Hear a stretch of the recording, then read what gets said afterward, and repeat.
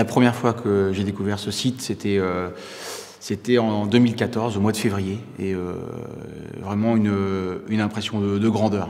C'est un musée qui commence à vieillir un peu dangereusement, il commence à se déliter, les verrières fuient, les boiseries s'abîment, le musée commence vraiment à présenter des problématiques patrimoniales qu'il faut vraiment gérer.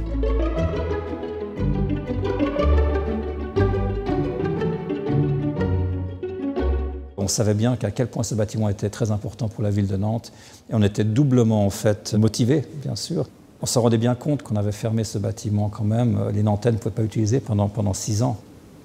Il y a comme un lien organique entre la ville et le musée et cette absence pendant 6 ans finalement de ce musée, c'est comme si un organe de la ville manquait. On passe d'un musée du XXe siècle à un musée du XXIe siècle où à la fois on réhabilite un patrimoine ancien mais modernisé, mais aussi avec un projet d'extension qui va permettre de mettre à jour de nouvelles collections dans ce grand musée.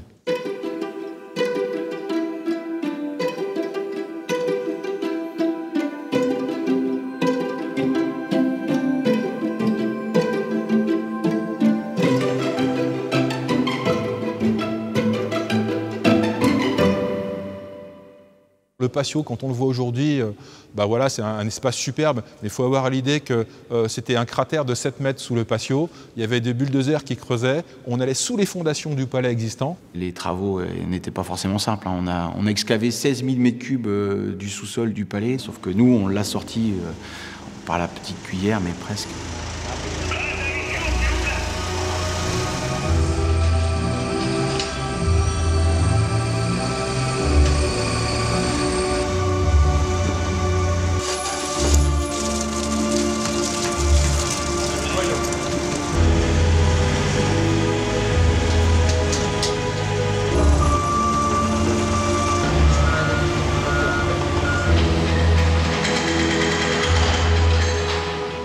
On a creusé sous le palais pour pouvoir créer un auditorium, des espaces pour les scolaires, et puis pouvoir retrouver dans les espaces supérieurs du coup des surfaces d'exposition.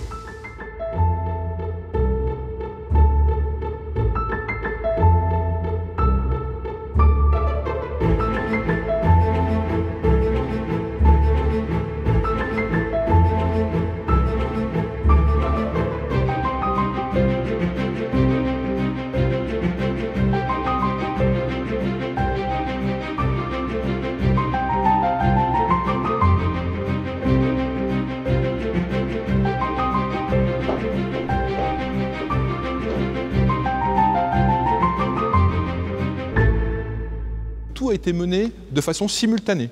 On travaillait sur les toitures, on travaillait simultanément aussi sur les façades, en même temps qu'on creusait sous le bâtiment et en même temps qu'on lançait l'ensemble des travaux techniques dans la partie du palais.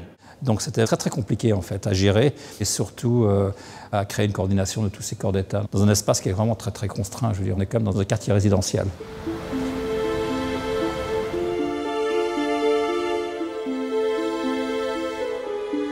On a travaillé à la grue, à quelques centimètres des statues, donc une attention particulière de chaque instant pour préserver aujourd'hui ce patrimoine.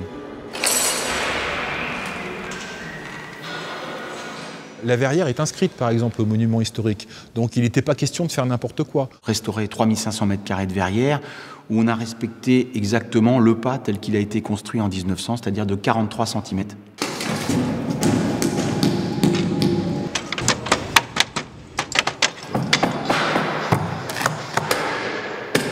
Quand vous voyez les parquets, quand vous voyez les portes, quand vous voyez toutes ces structures qui ont été faites, ça reste à chaque fois des structures exceptionnelles, à l'unité, c'est pas du standard, il n'y a rien de standard ici. Tout a été fait sur mesure. On est allé, on va dire, des techniques les plus anciennes, du tailleur de pierre, aux techniques les plus modernes. Par exemple, le bâtiment cube, on l'a, le 8 août 2015, on l'a déverriné avec 2 vérins de 300 tonnes pour pouvoir le descendre de 5 mm.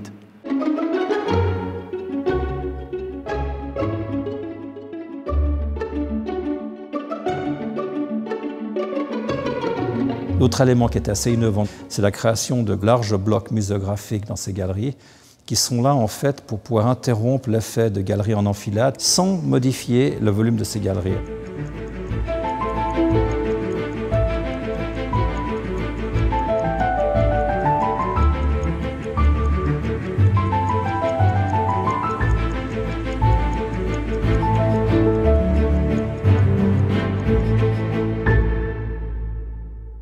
compagnons qui ont travaillé sur ce chantier sont à la fois des professionnels, mais aussi des amoureux du patrimoine, c'est évident. Ce qui nous porte tous, c'est quelque chose de plus grand que nous.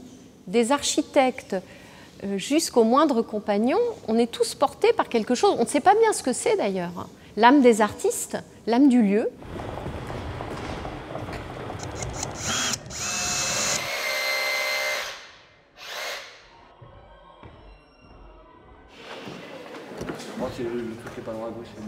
C'est un moment assez magique, un petit peu angoissant, mais très, très heureux quand même, où finalement l'incarnation de l'objet musée se fait. Donc là, on arrive à la fin de ce dernier épisode. Pour nous, les conservateurs, le pari est gagné. Mais il reste encore une énorme inconnue, c'est le public.